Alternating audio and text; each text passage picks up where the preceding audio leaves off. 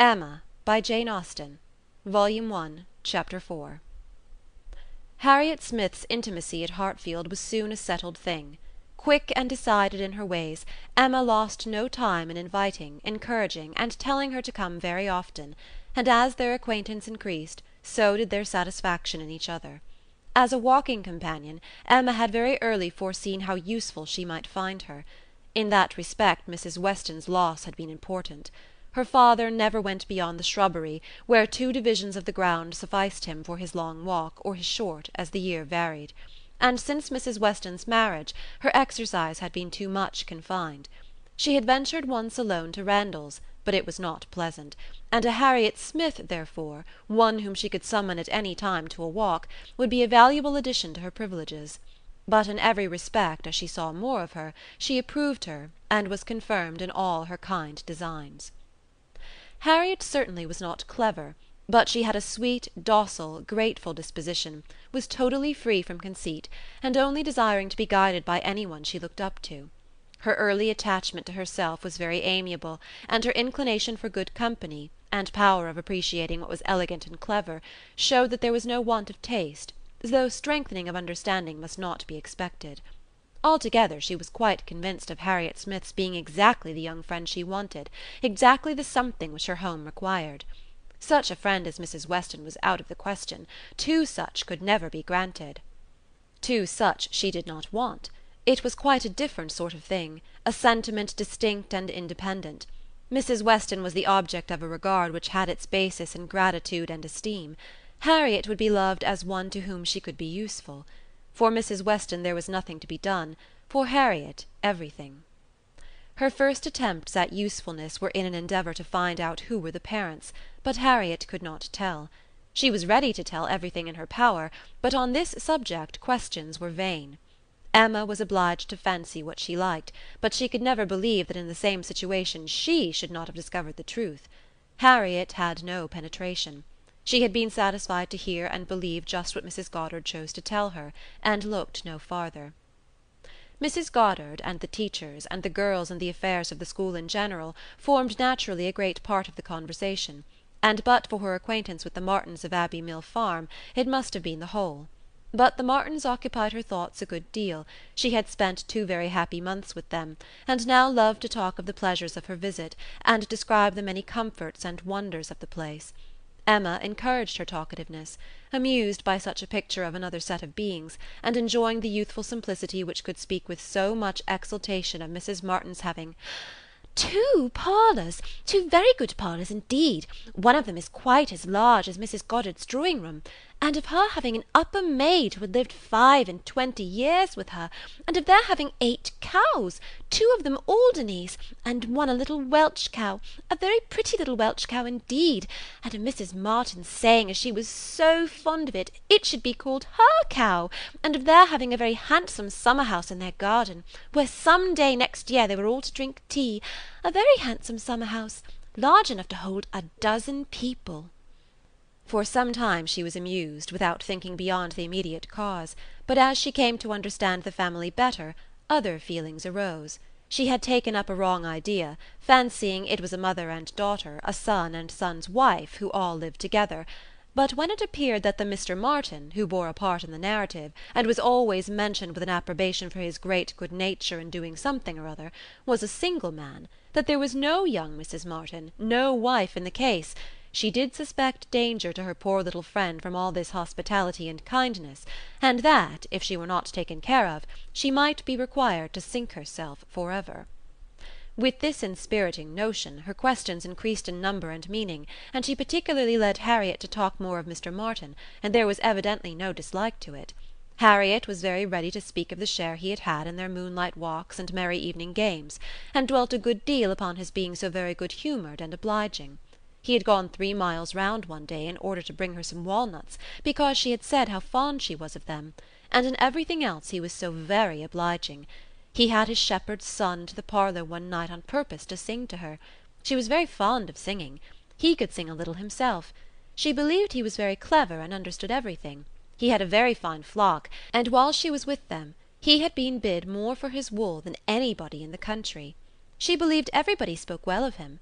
His mother and sisters were very fond of him.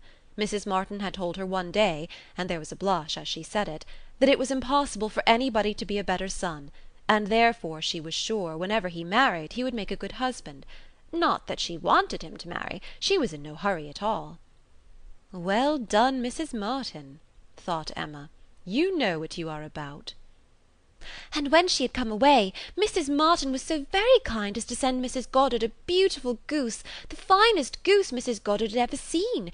Mrs. Goddard had dressed it on a Sunday, and asked all the 3 teachers, Miss Nash and Miss Prince and Miss Richardson, to sup with her. Mr. Martin, I suppose, is not a man of information beyond the line of his own business. He does not read? Oh, yes! That is, no. I do not know, but I believe he has read a good deal, but not what you would think anything of. He reads the agricultural reports and some other books that lay in one of the window-seats, but he reads all them to himself. But sometimes of an evening before we went to cards, he would read something aloud of the elegant extracts, very entertaining, and I know he has read the Vicar of Wakefield. He never read the Romance of the Forest, nor the Children of the Abbey. He has never heard of such books before I mentioned them, but he is determined to get them now as soon as ever he can. The next question was, "What sort of looking man is Mr. Martin?" "Oh, not handsome, not at all handsome. I thought him very plain at first, but I do not think him so plain now. One does not, you know, after a time. But did you never see him? He is in Highbury every now and then, and he is sure to ride through every week in his way to Kingston. He has passed you very often." "That may be, and I may have seen him 50 times, but without having any idea of his name. A young farmer, whether on horseback or on foot, is the very last sort of person to raise my curiosity. The yeomanry are precisely the order of people with whom I feel I can have nothing to do. A degree or 2 lower, and a creditable appearance might interest me. I might hope to be useful to their families in some way or other. But a farmer can need none of my help, and is therefore in one sense as much above my notice as in every other he is below it." "Oh, to be sure! Oh, yes! It is not likely you should ever have observed him. But he knows you very well indeed. I mean by sight." "I have no doubt of his being a very respectable young man. I know indeed that he is so, and as such wish him well. What do you imagine his age to be?" "He was 24 the 8th of last June, and my birthday is the 23rd, just a fortnight and a day's difference, which is very odd." "Only 24? That is too young to settle. His mother is perfectly right not to be in a hurry. They seem very comfortable as they are, and if she were to take any pains to marry him, she would probably repent it. 6 years hence, if he could meet with a good sort of young woman in the same rank as his own, with a little money, it might be very desirable." 6 years hence! Dear Miss Woodhouse, he would be 30 years old. "Well, and that is as early as most men can afford to marry who are not born to an independence. Mr. Martin, I imagine, has his fortune entirely to make, cannot be at all beforehand with the world. Whatever money he might come into when his father died, whatever his share of family property, it is, I dare say, all afloat, all employed in his stock and so forth, and though with diligence and good luck he may be rich in time, it is next to impossible that he should realise anything yet." "To be sure, so it is. But they live very comfortably.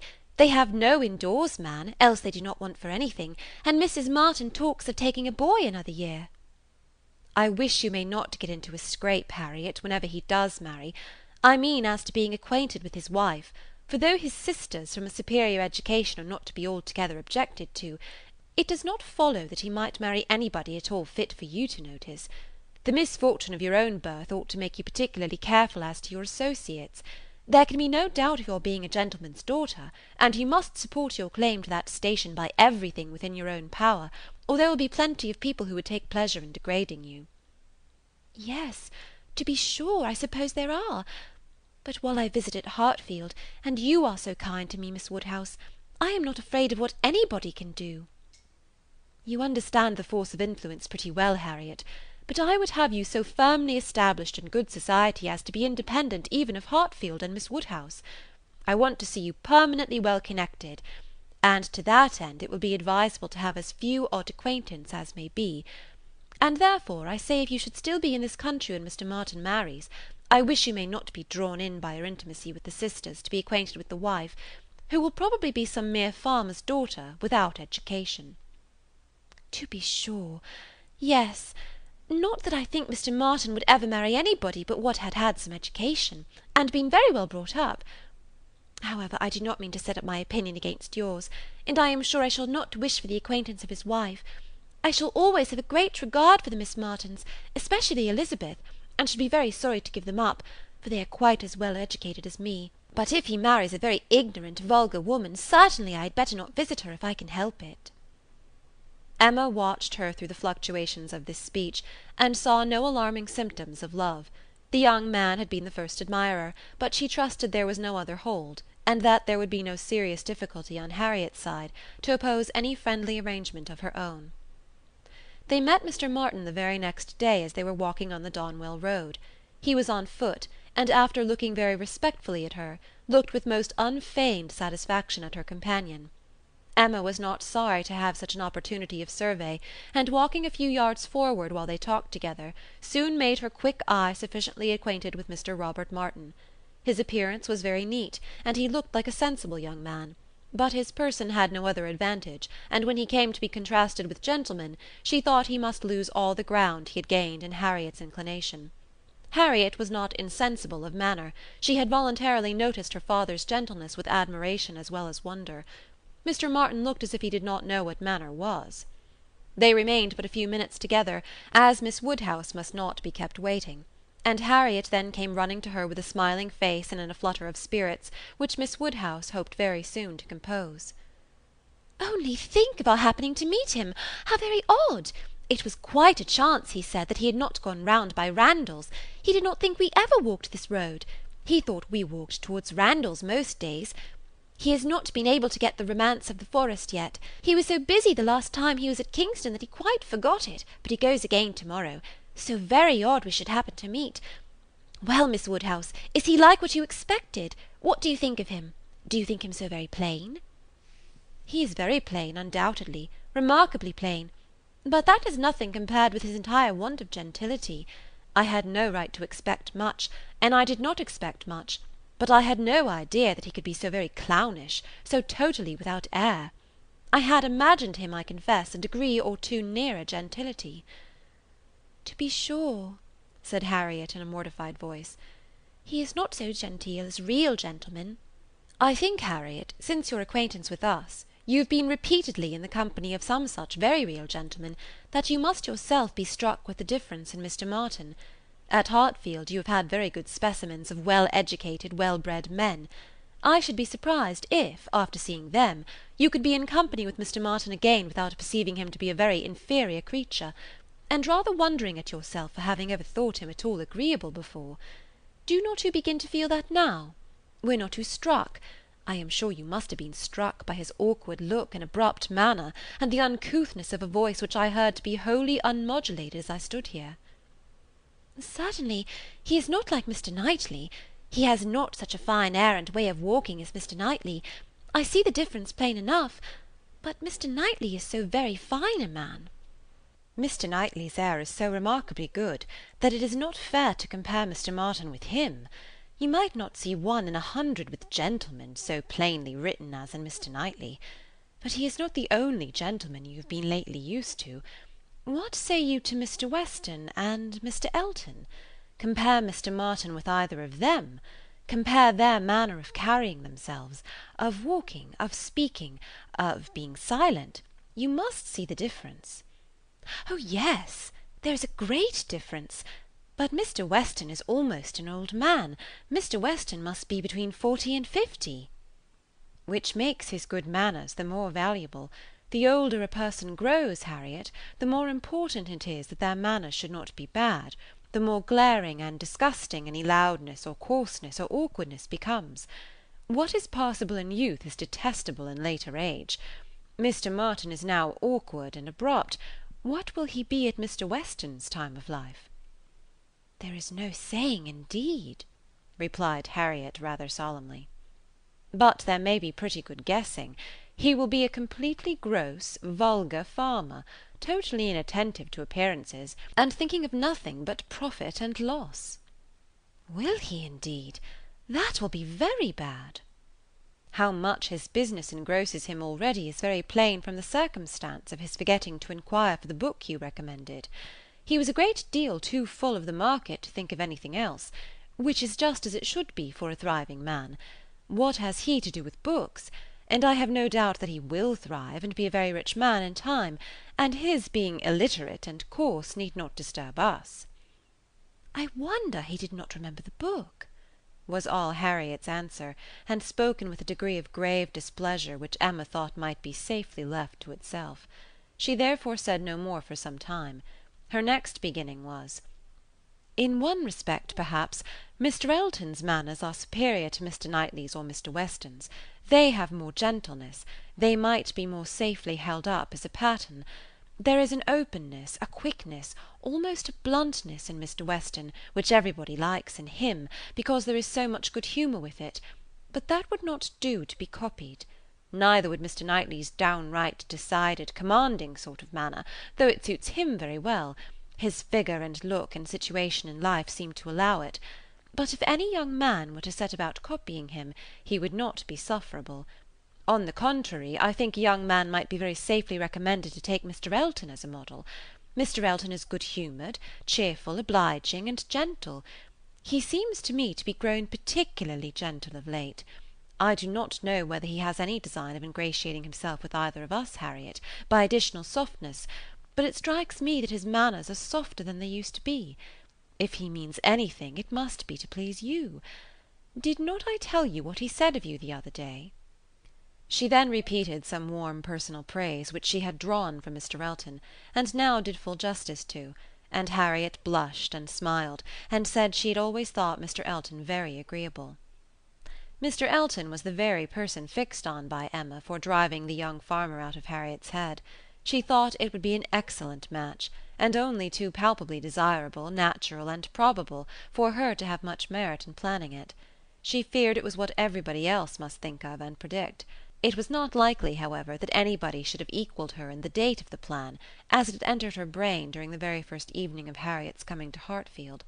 The longer she considered it, the greater was her sense of its expediency. Mr. Elton's situation was most suitable, quite the gentleman himself, and without low connections; at the same time, not of any family that could fairly object to the doubtful birth of Harriet.